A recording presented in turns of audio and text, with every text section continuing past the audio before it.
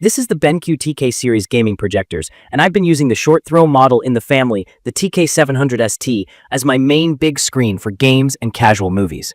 The pitch is simple: 4K UHD detail, serious brightness around 3000 lumens for daytime play, and input lag that feels like a TV instead of a typical projector. Key features that stood out to me are the true 4K sharpness from a single-chip DLP with pixel shifting, the 0.9 to 1.08 to 1 short throw lens that throws a 100-inch image from about 6.5 feet, and an HDMI port with eARC so I can send lossless audio to a soundbar without adding video delay.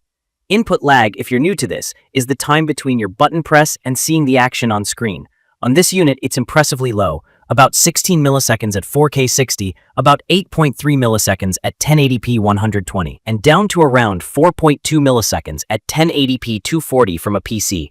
That's the feels like a TV part that made me want to test it. On design and feel, it's a compact white chassis that blends into a room and doesn't look gamer loud. The lens sits slightly off-center with manual zoom and focus rings on top. There are rubber feet, a front foot for quick height tweaks, and a basic control panel if I misplace the remote. Ports live on the back, two HDMI 2.0B inputs with HDCP 2.2 for 4K 60 and HDR10 HLG, and one of them supports eARC. The STI variant adds a hidden internal HDMI slot for BenQ's Android TV dongle, which is a neat way to keep streaming built in without a separate stick dangling. The remote works fine, but it's not backlit, and that's annoying in a dim room. The bigger design catch is placement. There's no lens shift, which means the lens has to be aligned square to the screen both vertically and horizontally. If I'm off, I can use 2D keystone to square it up. But keystone is a digital fix that can soften the image, and more important for gaming, add latency. I avoided it. Short throw also has a personality.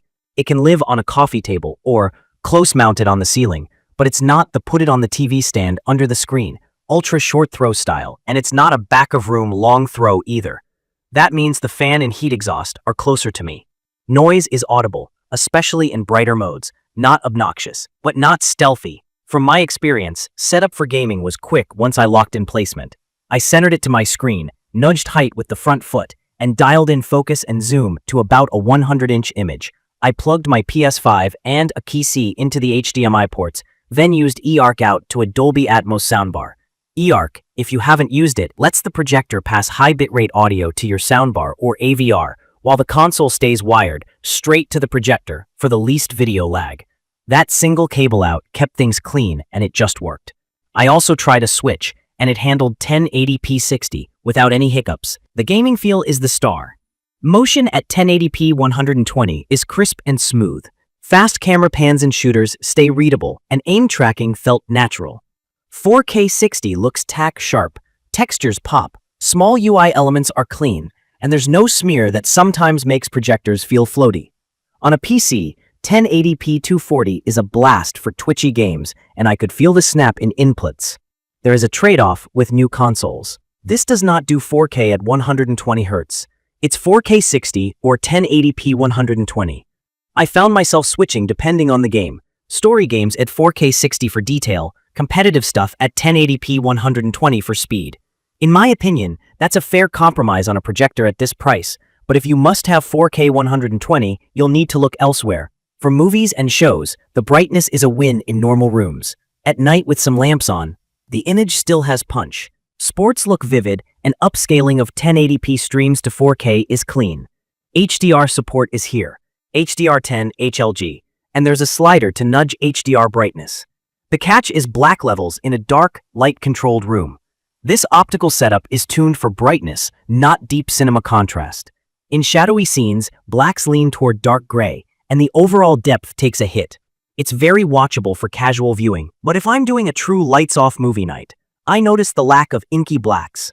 Colors are accurate enough out of the box for Rec 709 content, and the game modes, FPS, RPG, SPG, are actually helpful.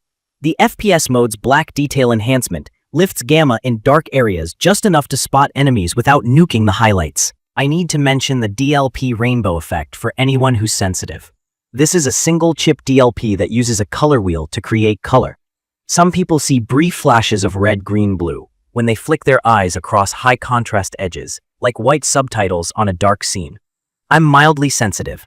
I saw it occasionally during high-contrast UI pop-ups or bright HUDs against dark backgrounds. It didn't ruin the experience for me, but I can't pretend it's not there. If you already know you're sensitive to RBE, I'd test before you commit, or consider a 3 LCD model. Audio is simple. The built-in 5-watt speaker is okay for YouTube or a quick clip, but it's thin and a bit echoey in a room. eARC is the real answer. Paired with a decent soundbar, the setup feels high-end without a receiver. Fan noise is audible in normal lamp modes, less so in eco.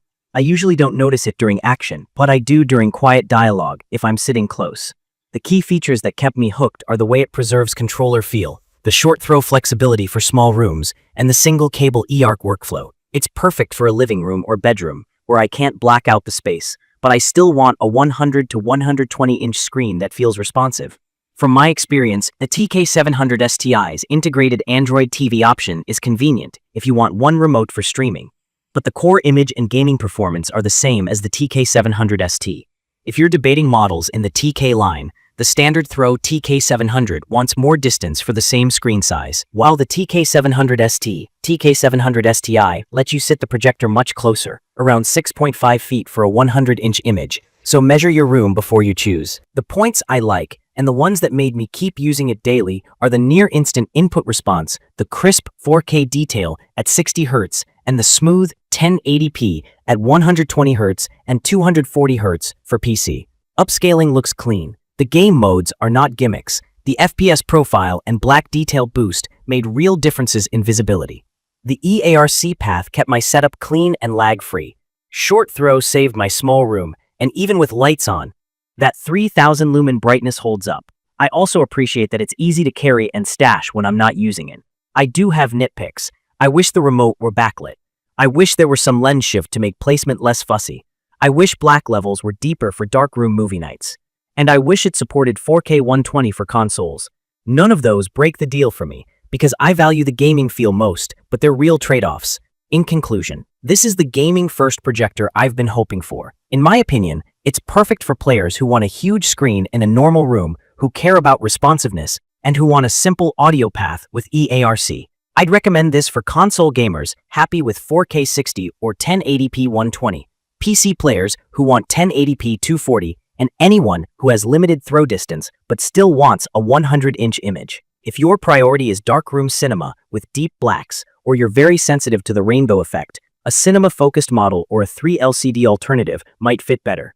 If you're choosing within the TK family, remember, TK700 is standard throw, TK700 ST are short throw, and the I adds the integrated streaming. If this video helped, please subscribe to the channel and drop your questions or your own setup tips in the comments. Thank you for watching.